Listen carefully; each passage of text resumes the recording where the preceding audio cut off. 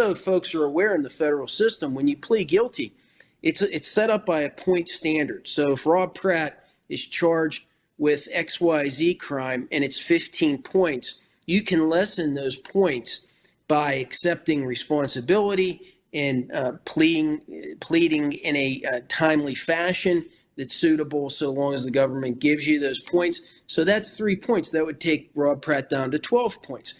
And why that's important is because we have a system set up with an offense gravity score, as well as the level zone you're in. So zone A, B, C, and D.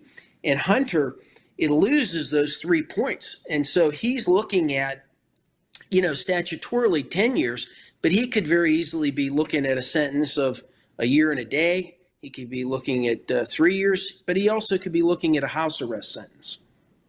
So what this also shows me is that even if you are a member of the first family, we all have issues and deal with situations. You're looking at someone who now has admitted on being on crack cocaine and an addict. Does that work in his favor at all when it comes to sentencing?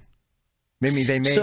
Go ahead. Yeah, so sentencing, which the late, great Jimmy Ecker said to me, I'll never forget it. He said, Phil, you're one of the best I've ever seen. I put a lot of time into my sentencing, and I took that as one of the nicest, kindest things a fellow lawyer could ever say to me, especially a close friend like he was. The best.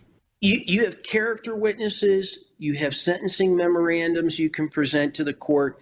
You can also present an argument, as you're suggesting.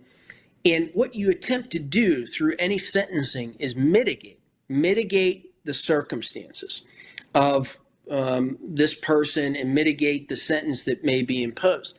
Now, in the federal system, we have what's called the Residential Drug Treatment Program, or they call it RDAP. So even after he's sentenced, he can sign up for those classes and get less time on his sentence.